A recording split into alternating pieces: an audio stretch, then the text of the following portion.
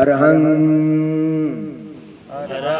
सम्मा संबुद्धो भगवान् बुद्ध भगवन्त अभिवादेमि। प्रणाम प्रणाम।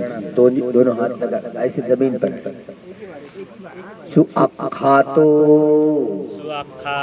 भगवता धम्मो धम्मं नमस्सामि।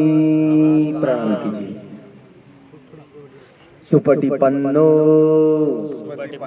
भगवतो सावक संघो संघं नमामि। प्रणाम। ओकाश वंदामि भन्ते द्वारतयेन मया कतं सर्वपराधं अमथ मे भन्ते द्वितीयंपि ओकाशवन्दामि भन्ते द्वारतयेन मया कतं सर्वपराधं अमथ मे भन्ते तृतीयंपि ओकाशवन्दामि भन्ते द्वारतयेन मया कतं सर्वपराधं अमथ मे भन्ते ओकाश अहं भन्ते शरणेन सह पंचशीलं धम्मं याचामि अनुग्रहं कृत्वा ईलं देतमे भन्ते द्वितीयंपि ओकाश अहं भन्ते शरणेन सह पंचशीलं धम्मं याचामि अनुग्रहं कृत्वा ईलं देतमे भन्ते तृतीयंपि ओकाश अहं भन्ते शरणेन सह पंचशीलं धम्मं याचामि अनुग्रहं कृत्वा ईलं देतमे भन्ते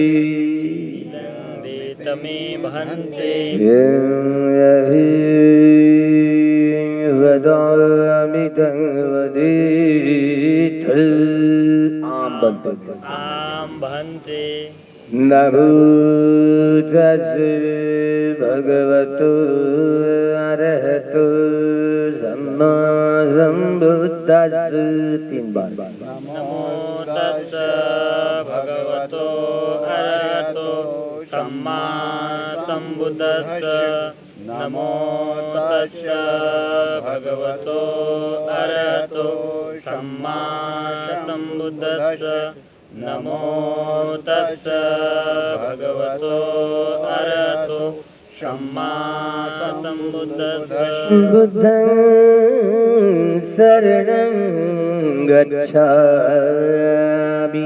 बुद्धं शरणं गच्छामि धम्मं शरणं गच्छामि धम्मं शरणं गच्छामि संघं शरणं गच्छामि संघं शरणं गच्छामि द्वितीयं बुद्धं शरणं गच्छामि द्वितीयं बुद्धं शरणं गच्छामि तृतीयं धम्मं शरणं गच्छामि द्वितीयं धम्मं शरणं गच्छामि तृतीयं धम्मं शरणं गच्छामि द्वितीयं धम्मं शरणं गच्छामि तृतीयं संघं शरणं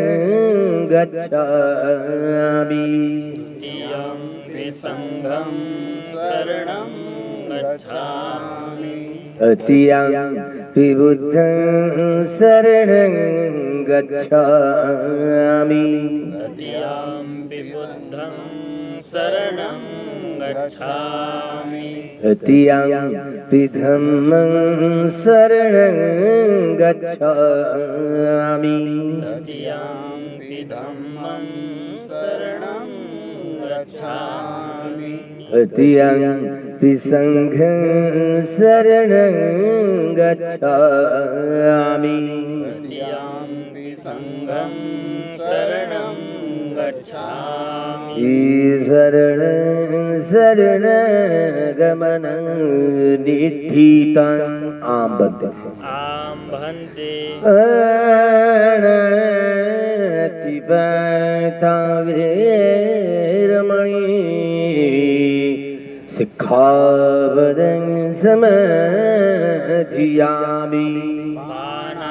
पानातिपाता वेरमणि सिक्खापदं समादयामि अदिन्नादाना वेरमणि सिक्खापदं समाधियामि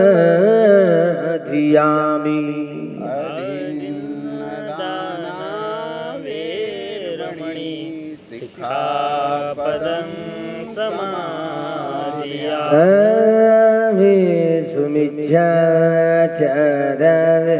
सुमिच्छाचारवेरमणि सिक्खापदं समाधियामि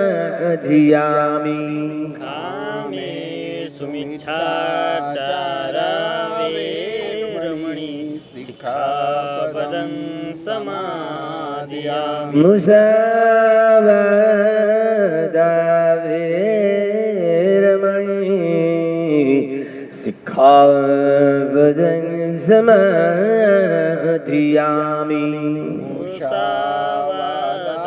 मुसावादावेरमणि सिक्खापदं समादयामि रामे रयमज्ज पमधत्थाणवेरमणि सिक्खापदं समाधियामि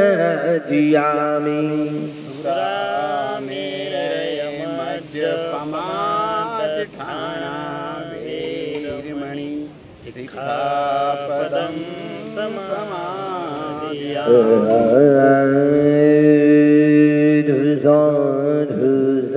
साधुसाधुइमं शरणेन पञ्चशीलं धम्मं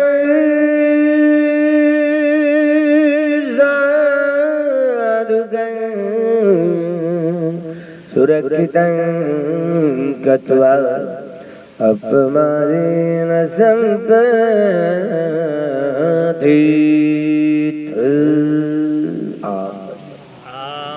साधु साधु साधु हरं बुद्धं नमामि नमामि संघं नमामि अहं वदामि सर्वदा अहं वदामि सर्वदा अहं वदामि सर्वदा। ये परंपरा है सद्धर्म की। कोई भी प्रोग्राम की, कार्यक्रम की, सद्धर्म की देशना कोई हो, जब शुरुआत होती है तो यह 3 शरण और अभी पालथी मार करके बैठ जाएंगे ठीक से। ये 3 शरण और 5 शील ग्रहण करने पड़ते हैं। भले जीवन की ये हमारी आधारशिला है, नींव है। जिनके पास शील नहीं है, शील यति इति शीलम, शील सदाचार का हमें जीवन ही नहीं जीना है, तो मनुष्य का जीवन कितना दुर्लभ होता है। अगर मनुष्य जीवन में शील सदाचार का अगर पालन नहीं करना आया तो फिर से मनुष्य जन्म होगा ऐसे गारंटी नहीं दे सकते। हम अपने आप को कोई हो, हिंदू हो, बौद्ध हो, जैन हो, सिख हो, यहूदी हो, ईसाई हो, मुस्लिम हो, इस देश के उस देश के, काले गोरे, ब्राह्मण या ब्राह्मणेतर हो, कोई फर्क नहीं पड़ता। जब हम सभी ने मनुष्य करके जन्म लिया है, इसकी वजह क्या है? इसके कारण, इसी जड़ क्या है? हमारा जन्म मनुष्य करके जन्म क्यों हुआ? तो यही जड़ है। हम जितने सारे अपने आप को, कोई बौद्ध हो, जैन हो, सिख हो, यहूदी हो, ईसाई हो, मुस्लिम हो, ब्राह्मण हो या ब्राह्मणेतर, इस देश के उस देश के हो, काले हो या गोरे, इस प्रकार की वेशभूषा वाले हो या उस प्रकार की वेशभूषा वाले, इस प्रकार की बोली भाषा वाले या उस प्रकार की बोली भाषा वाले, कोई फर्क नहीं पड़ता। हमको ऊपरी तौर से लगता है कि हमारे माता पिताओं ने हमको जन्म दिया, सही बात, वास्तवतावादी प्रकट सत्य है। लेकिन भीतर अगर गहराई में जाकर के देखेंगे तो अपना जो पुण्य है, अपना पुण्य ही हमारे काम में आया। क्योंकि हमारा जो मन है, हमारा चित्त है, इसका निर्माण हमारे माता पिता ने नहीं निर्माण किया, हमारे माता पिताओं ने नहीं निर्माण किया, यह हमारे चित्त का स्वतंत्र अस्तित्व है। और इधर कोई ईश्वर हो, परमेश्वर है, आत्मा या परमात्मा, इसकी कोई जरूरत नहीं है। हमारा शील सदाचार का यह पुण्य का संग्रह था, इसीलिए हमारा यह मनुष्य, हमें ये मनुष्य जीवन प्राप्त हुआ। जन्म से लेकर मरते दम तक हर एक व्यक्ति के पास में यह सांस हुआ करता है, होता है। जन्म से लेकर मरते, चाहे वो अपने आप को हिंदू हो, बौद्ध हो, जैन हो, सिख हो, यहूदी हो, ईसाई हो, मुस्लिम हो, इस देश के उस देश से, काले गोरे हो या ब्राह्मण ब्राह्मण, कुछ फर्क नहीं पड़ता इस वंश की या उस वंश की। क्या यह सांस जन्म से मरते दम तक हर व्यक्ति के पास में हुआ करता है? आखिरी की सांस गई तो इसी का नाम है मृत्यु। भला इसको हिंदू का श्वास, तो बौद्धों का श्वास, तो जैनियों का श्वास, तो सिखों का श्वास, ईसाइयों का श्वास, ब्राह्मणों का, ब्राह्मणेतरों का, ऐसे कैसे विभाजन कर सकते? सबका है। इसलिए सद्धर्म सबका होता है, सबका होता है। तिरंगे झंडे पर ये जो लोग तो यही तिरंगा झंडा कहते हैं, ये चौथा रंग भूलभाल गए, या नीला रंग इस देश के संविधान करता बोधिसत्व परम पूज्य डॉक्टर बाबा साहब अम्बेडकर जी ने इस देश के भाग्य विधाता। अरे भाई ये सारे ये ब्राह्मणेतर लोग, आदिवासी लोग, भटके विमुक्त लोग, धर्मांतरित हुए अलग अलग संप्रदाय के लोग, भला ये 24 आरो वाला चक्र है ना, कम से कम इस देश के नागरिकों को पता तक चले। इनको अशोक चक्र कहते हैं लोग। तो सम्राट अशोक ने प्राचीनतम काल में स्थल स्थल पर जहाँ जहाँ अलग अलग महास्तूप बने हैं, पुराने जो मंदिर दिख रहे हैं हमको, वो अलग अलग वहां पर भगवान बुद्ध की सोने की धम्मचक्र पवित्र ऐसे मुद्राएं थी। वहां रफा दफा करके वहां अलग अलग देवी देवताओं की मूर्तियों की प्रतिष्ठापना की गई। इसी तरह बड़े बड़े महास्तूप जो चैत्य थे, महास्तूप थे, वो मंदिरों में परावर्तित थे। हम आते आते असीरगढ़ में आए तो गेस्ट हाउस के सामने वाला जो मंदिर पुरातन मंदिर,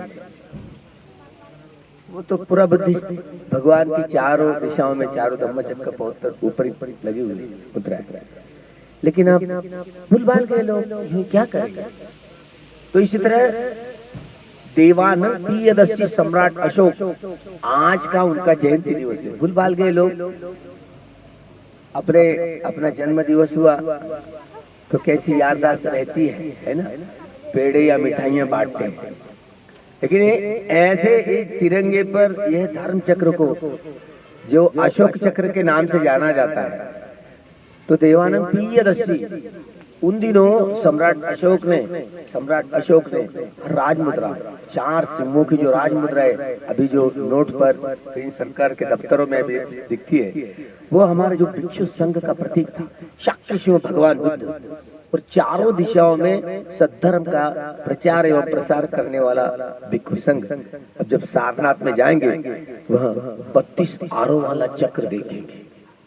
ये 4 सिंहों की जो राजमुद्रा होती है उसके ऊपर वाला वो बुद्ध का निशान है।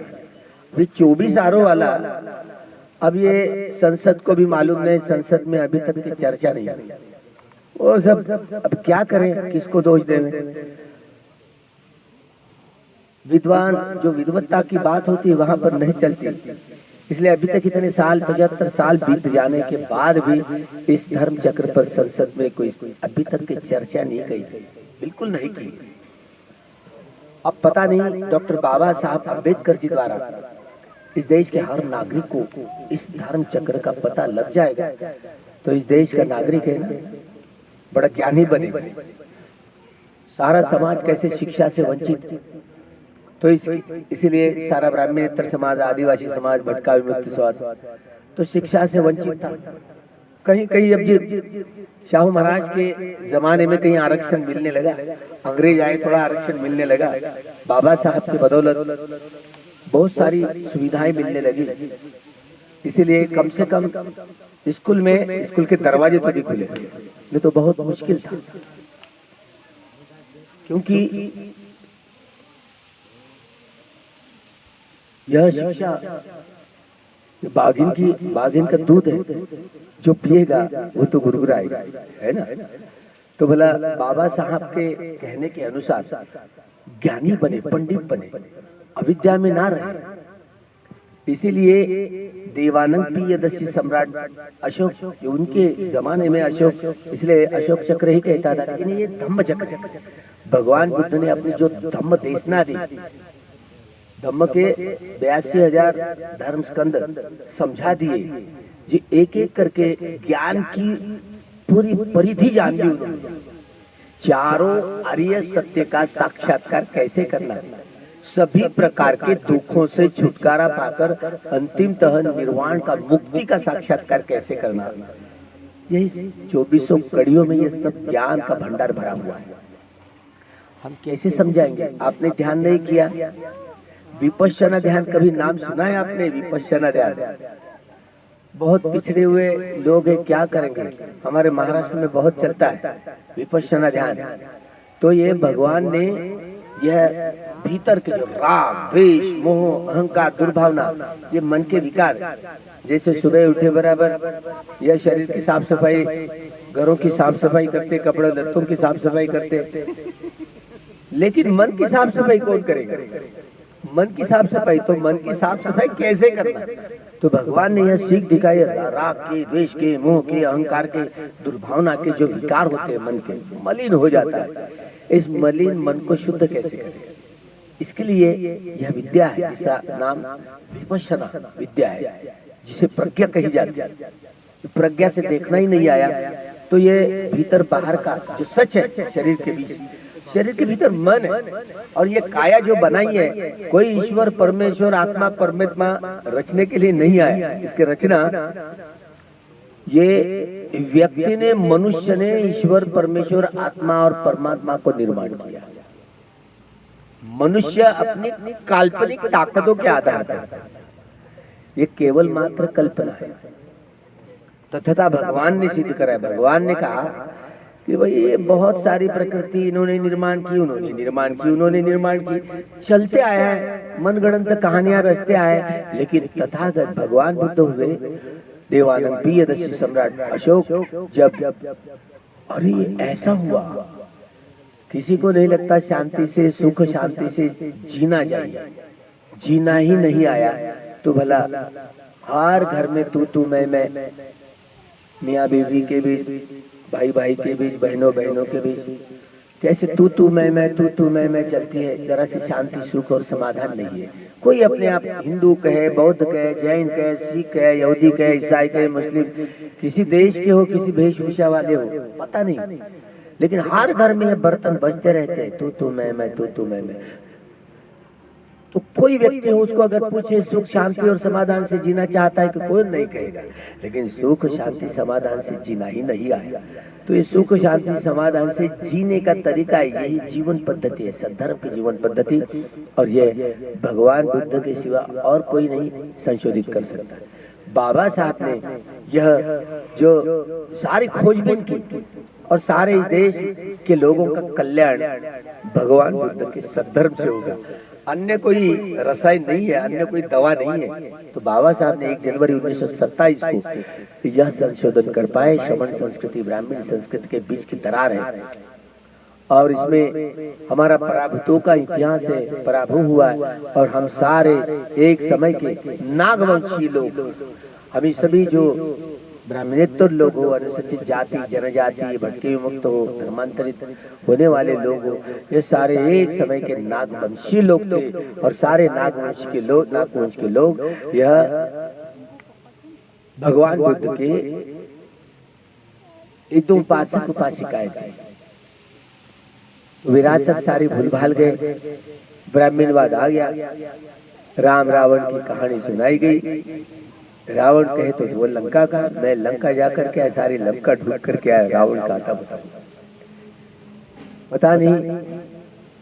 हमको राम रावण की कहानी माथे में ठोस ठोस करके भर गई। लेकिन हमारी जो विरासत है, यह सम्राट अशोक, जो आज का उनका जयंती दिवस है, ईसा पूर्व 304, जहाँ चैत्र मास शुक्लाष्टमी को उसका जन्म हुआ था। 2336 में आज बुद्धाब्द जो सनावली की ओर से, सनावली की विधि के अनुसार, तो यह जयंती सम्राट अशोक की। और लोग यूं ही भूल भाल गए। तो भला हुआ आज आपके नगर में हम लोग भिक्षु संघ उपासक उपासिकाएं यहाँ पर पहुंच गए, और आज सही मायने में पहली बार सम्राट अशोक का जयंती दिवस संपन्न हो रहा है। इस संपन्न हो रहा है कि हम उनको याद करेंगे। देवानंद प्रियदर्शी सम्राट अशोक ने क्या किया था। बड़ा चंडाशोक कह गए थे, चंडाशोक। न जाने अपने जीवन में छोटा सा, पहले देश अलग अलग टुकड़ों में बटा हुआ देश, तो सम्राट अशोक के समय में इस देश का नाम जम्बूद्वीप था। जम्बूद्वीप, जम्बू यानी जामुन का जो पेड़ होता है, वृक्ष होता है, जामुन बड़े बड़े लगते हैं ना, तो वो भी बोधि वृक्ष। अनेकों बुद्ध इस जाम्बू बोधि वृक्ष के नीचे बुद्धत्व प्राप्त किया। इसलिए हर घर के सामने यह वृक्ष होता ही था। सुबह सुबह उठे बराबर हाथ जोड़ करके वंदन किया करते थे, प्रणाम किया करते थे। बोधि वृक्ष में हेते महाबोधि लोकनाथेन पूजिता अहं पिते नमस्सामि बोधि राजा, नमन करते थे। जिस बुद्ध ने बोधि वृक्ष की पूजा की, वह प्रत्यक्ष बुद्ध का ही रूप करके उसकी पूजा की जाती है बड़ी श्रद्धा के साथ। सारे जम्बूद्वीप, इसीलिए जम्बूद्वीप नाम पड़ा। हर घर के सामने, सारे गांव में, सारे नगरों में, सारे निगमों में ऐसे जामुन के जो पेड़ होते थे बड़े, लगभग सारा सजा हुआ था, इसलिए जम्बूद्वीप कहना पड़ा। अफगानिस्तान, बलूचिस्तान से लेकर लंका तक, ईरान इराक से लेकर कंपुचिया तक, कंबोडिया तक, इतना सारा बड़ी प्राचीनतम इतनी सारी भूमि जम्बूद्वीप में गिनी जाती थी, सारा हिस्सा जम्बूद्वीप का। उन्होंने देवानंद इतना चंडाशोक, कितना क्रीड़ था, बहुत क्रीड़, अपने भाई बंद को इतने तलवार से टुकड़े टुकड़े कर दिए थे, खून बह गया था कितना सारा खून। लेकिन जैसे तलवार देखता है राजा है, बहुत चढ़, रिश्तेदारों को नहीं छोड़ा। सत्ता है, सत्ता के लिए क्या क्या नहीं होता था, लेकिन वो तलवार देखता है और खून देखता है, मन बहुत तिलमिला जाता है, क्या करेगा, इतना सारा खून मिला। और वही एक सज्जन भिक्षु मिल जाते हैं और उनका मन इतना परावर्तित होता है कि मनुष्य हत्या मैंने की, विश्व इतना सारा प्रदेश मैंने जीत लिया, लेकिन मन ही मैं कितना निराश हूँ, कितना व्याकुल हूँ, कोई हर्ष नहीं, इतना सारा मनुष्य का खून बहाया। ये तो पुण्य कर्म में नहीं, पापी कर्म में जाता है। तो बहुत बेचैन था, क्या करे। तो भगवान बुद्ध का वहाँ जो भिक्षु मिल गया और न जाने सुख शांति के लिए कितना तरसा, और स्वयं बुद्धिस्ट राजा बन गए, राजा बन गए। न जाने उन दिनों इतनी सारी सीमाओं में, इसलिए जम्बूद्वीप का सम्राट माना जाता है। लेकिन अभी भूल भाल गए लोग, चक्रवर्ती सम्राट कहने लगे, अलग बात है, चक्रवर्ती सम्राट नहीं, इस जम्बूद्वीप का सम्राट। जम्बूद्वीप इस देश का नाम, प्राचीन नाम था। उन्होंने स्वयं 84,000 धम्मस्कंद पर 84,000 महाविहार, ये पुराने विहार जो राक्षसों ने बांधे ऐसे बोलते हैं लोग, तो वो महास्तूप है जो सम्राट अशोक द्वारा इस सारे जम्बूद्वीप में 84,000 महास्तूप बनाए, मंदिर बनवाए। और उनमें भगवान बुद्ध की धम्मचक्र, यह सोने की मुद्रा, सोने की वहां पर सोने की मुद्रा स्थापित की, इतने सारे। और बड़े बड़े भगवान के समय में, भगवान के महापरिनिर्वाण के बाद अलग अलग हिस्सों में 8 प्रभागों में जो महास्तूप बनाए थे, वो तोड़ करके वहां की जितनी सारी भगवान की धातु है वो चून कर 84,000 समय विभाग किए। और अफगानिस्तान, बलूचिस्तान से लेकर लंका तक, ईरान इराक से लेकर वहां कंपोचिया तक, इतने सारे देशों में 84,000 महास्तूप बनाए। और उनमें भगवान बुद्ध के सोने की मूर्तियां प्रतिष्ठापित की, और भगवान की धातु जो भगवान के महापरिनिर्वाण के बाद उनको जो दाहक्रिया होती है मृतदेह की, उनकी धातु बनती है, शरीर हमारे तुम्हारे जैसी नहीं होती, धातु बनती है। इसलिए वो धातु भगवान बुद्ध की वहाँ धातु प्रतिष्ठित किए जाते हैं और वहाँ ऊपर स्तूप बनाए जाते हैं। कहाँ गए बाबा साहब ने कहा कि ये स्तूप महास्तूप कहाँ गए, लेकिन बांधे थे उस समय, अलग अलग अरहत भिक्षुओं को देश विदेश भिजवाया। तीसरे संगाय पाटलिपुत्र में, पाटली अभी की जो बिहार की राजधानी पाटना है, पाटलिपुत्र नाम था उस दिनों। तो बहुत सारे भिक्षुओं का संगायन बुलाया भोगलीपुत्र तीस्य की अध्यक्षता में, और अनेकों लोग, अनेकों सारा कैसे धम्म में स्वयं के पुत्री का नाम संघमित्रा, पुत्र का महेंद्र, दामाद जो थे उनके अग्नि ब्रह्मा नाम की, और पोता सुमन, चारों लोगों को लंका में भेजकर सारी लंका धम्ममय की। अपने बच्चों को, दामाद को, पोते को भेज करके सारी लंका धम्ममय, अनेकों अरहत भिक्षुओं को देश विदेश में भेज करके तो इतना काम किया। तक्षशिला, नालंदा, विक्रमशिला इत्यादि बड़े बड़े विश्वविद्यालय वहां पर पाली में अभी जहाँ जहाँ मिले दस्तावेज, कितने सारे जहाँ जहाँ खुदाई काम हो रहा है वहाँ बुद्ध के निशान मिल रहे हैं। तो इतनी सारी तक्षशिला, नालंदा, विक्रमशिला इत्यादि जो विश्वविद्यालय थे जला करके फिर आगे आकर ब्राह्मणवाद का राज आ गया पुष्यमित्र श्रृंग द्वारा। जो आखिरी के सम्राट बृहद्रथ सम्राट अशोक के परपो थे, उनकी कपट नीति से हत्या कर दी गई, भिक्षुओं का कत्लेआम किया गया, अनेक निगम जो बुद्धिस्ट निगम थे जलाए गए, अनेक ग्रामों को जला दिया गया। और जलाने के बाद सारे तक्षशिला, नालंदा, विक्रमशिला इत्यादि विश्वविद्यालयों को जला दिया गया। ऐसे हादसे हुए इस देश में, इसलिए इस सम्राट अशोक को याद किया जाता है, सद्धर्म का शुद्ध रूप से प्रचार किया।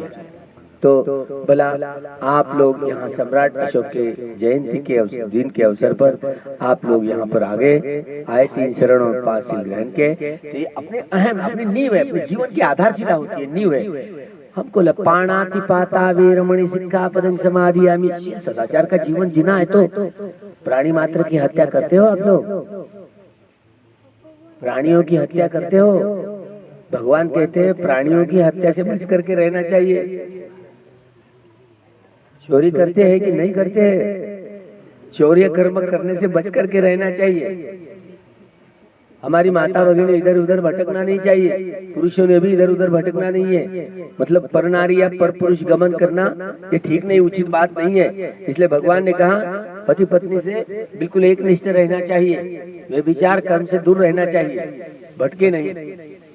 चौथा शील है झूठ बोलना, दूसरों की निंदा चुगली चहाड़ी करना, व्यर्थ गंदी बात करना, जो गाली गलौज की बात करना, या निकम्मी जो बात है, जो काम की न धाम की ऐसी बातें करना, वाणी के दोष है। ये 4 प्रकार के वाणी के दोष हुआ करते हैं, इनसे बच करके रहे। और नशा पता करने से बच, चाहे वो तंबाकू हो, क्या हो, छोटी मोटी दारू हो, या ऐसी किसी प्रकार की नशीली चीजों का सेवन करने से विरत रहना, बिल्कुल नहीं करना। तो ये 5 चीजों का जिन्होंने पालन किया हो, हम सभी लोगों ने यह पालन किया था, इसीलिए हम लोग मनुष्य जन्म ग्रहण करने का बल प्राप्त किया। अगर ये पालन नहीं करते तो मनुष्य जन्म हमें नहीं मिल सकता था। अगर इसी जीवन में पालन करते रहे तो और मनुष्य का जन्म जीवन प्राप्त होगा। नहीं तो अगर यह पालन नहीं करोगे तो ये भेड़ बकरियों में क्या करोगे, भैंसा मुर्गियों में चूहों में क्या करेंगे, ऐसे तिर्यक योनि में नीचे लोगों में जन्म होगा। तो इसीलिए शील सदाचार का जीवन ये मनुष्य की आधारशिला है, मनुष्य जीवन की नींव है। इसे खूब संभल करके रहे, जो प्राणियों की हत्या से बच करके रहे। अगर किसी ने प्राणियों की हत्या की तो उस हत्या के बदले में हमें उसका उल्टा परिणाम आता है, उसका परिणाम आता है, उसको कर्म विपाक कहते हैं। हमने गलत काम किया तो गलत परिणाम आएगा। प्राण हत्या की ये पुण्य में या पाप में संग्रहित बात होती है। एक किसी मुर्गी को भी काटे ना तो 500 बार मुर्गी करके जन्म लेना पड़ेगा। एक बकरे को काटे ना तो 500 बार बकरे में ऐसे बकरे के जीवन में जन्म लेना पड़ेगा। एक जू भी नहीं ना, इधर इस जंगल में कभी कभी जूएं रहती है ना, एक जू को भी मारे ना तो 500 बार जू करके जन्म लेना पड़ेगा। एक मच्छर को भी मारे ना तो 500 बार मच्छर करके आपको जन्म लेना पड़ेगा। मारेंगे क्या? अभी तक के मारे तो मारे, अभी नहीं मारना। मैं भी मारा करता था। मैं क्या स्वयं बताऊं, जब भिक्षु होने के पहले, जब श्रमण था, प्रवज्जा हुई, उसके पहले मैं भी बेहोशी में, आपके समान बेहोशी में जीता था। लेकिन जब से प्रवज्जा हुई, चीवर बदन पर आ गया। मुझे अभी भी याद है, तब से मैंने एक भी मच्छरों को मारा ऐसे मुझे याद, जान बुझ कर। आप अरे मच्छर ने काट लिया, मुझे ये होगा, मलेरिया होगा करके मार लेते हैं। लेकिन प्राणी मारना, उसको ऐसे हटा देना, बचा लिए ना, तो मारना नहीं है ना। मैं भी करता, मैं उदाहरण इसलिए मेरा ही दे दिया। तो अभी तक की चेतना कैसे हिंसा की। आप बच्चे को अपना काटते क्या? अपने बच्चों को काटेंगे क्या? अपने बच्चों को काटेंगे ऐसे तलवार से? नहीं काटेंगे, हिम्मत नहीं होगी ना, जन्म दिया पुत्र है। तो यही बात है, ऐसे समझना चाहिए प्राणियों को।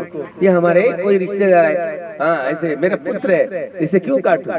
तो मन बड़ा निर्मल होता है, बड़ा निर्मल होता है, कितना शांत होता है। हिंसा युक्त तो मन बड़ा क्रोधी होता है, बड़ा द्वेषी होता है। क्या मच्छरों को कैसे काट ले तो कितने क्रोध जगता है, कैसे द्वेष जगता है, मुझे मलेरिया होगा, ये होगा, कितना। यही बात है, अगर हमको काटा भी ना तो हमें ऐसे एकदम ऐसे उड़ा देते उसको, थोड़ा सा चलो भाई हो गया ना, खुद पीना हो गया, चल भाग जा, तो बचा लिया ना। तो इसी तरह किसी प्राणियों की हत्या से बच करके रहना, चौर्य कर्म करने से बच करके रहना, इधर उधर नहीं भटकना है। व्यभिचार कर्म से बच करके रहना, झूठ बोलना, निंदा करना, गंदी बातों को बोलना, दूसरों की चुगली चहाड़ी करना, और जो निकम्मी बात है ना। दोनों हमारी ये माता, दोनों जो बुढ़िया माता है ना, उनको बिठा दिए ना दिन भर, वो क्या घुंदुर घुंदुर करती रहती, पता नहीं न काम की न धाम की, उसी को ही निकम्मी बात कहते हैं। तो निकम्मी बात से बहुत दूर हट करके रहना है, जो काम की बात हो करना है, और नशा पता करने से विरत रहना। अगर ये 5 बातें आपके जीवन में उतरेगी, बड़ा मंगल का, बड़ा मंगल होगा, बड़ा कल्याण होगा। अलग अलग जो पत्थर पर लिखे सम्राट अशोक ने, तो ये सील जो आदत जो अलग अलग जो पत्थर पे लिखे है ना पाली भाषा में उन दिनों ब्रह्मलिपि में, तो अभी भी पंचशील का पालन जो करे वो फिर से अपने बुद्ध के समय में जन्म ले सकता है, बुद्ध को देख सकता है। क्या आपको बुद्ध को देखना है, भगवान बुद्ध को? अगर देखना है तो बार बार जैसे जैसे शिलों का पालन करोगे तो बहुत बड़े लाभ होंगे, बहुत बड़े लाभ। बुद्ध भगवान को सम्राट अशोक ने स्वयं देख लिया, उनके काल में नहीं थे भी, फिर भी तो सम्राट अशोक ने जो धम्मचक्र प्रवर्तन मुद्राएं थी ना, ऐसे जंगल में चल रहे, और उनको, और भगवान बुद्ध कैसे थे, एक बड़ा जंगल का उपगुप्त नाम का भिक्षु, बड़ा वो बड़ा इद्दी वाला था, सूरज को भी रोक देता था, इतनी इद्दी थी उनके पास में, रिद्धि सिद्धियां थी, सूरज को भी रोक देता था इतनी, और वो स्वयं भगवान का रूप धारण करता था, ऐसी भी इद्दियां प्राप्त थी। सम्राट अशोक कह रहा था अपने गुरु जी के पास में जाकर के, भत्ते गुरुजी क्या मैं भगवान बुद्ध को देख सकता हूँ? वो कैसे ना कहेगा।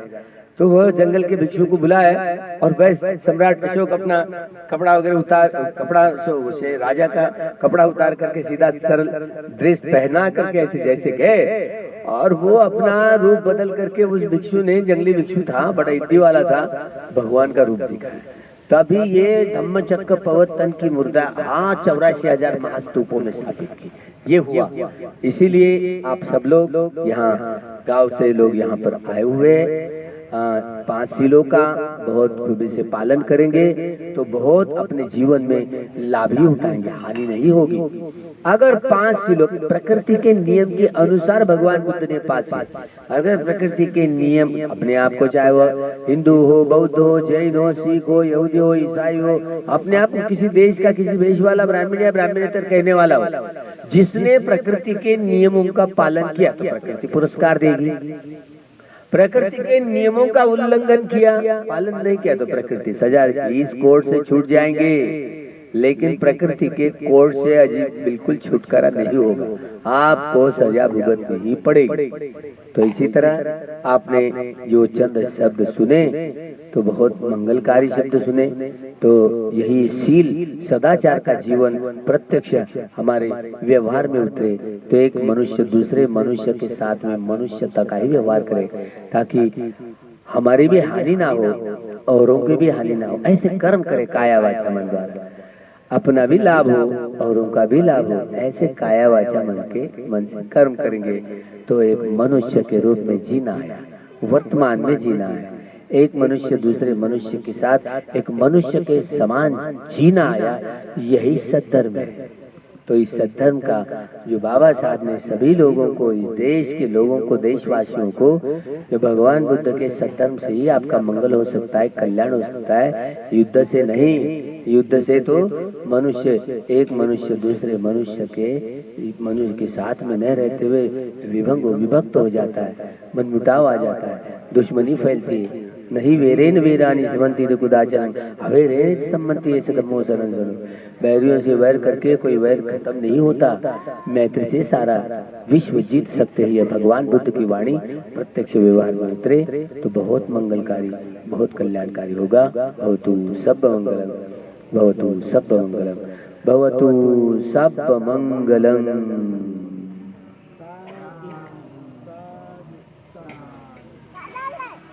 सुखी मंगल।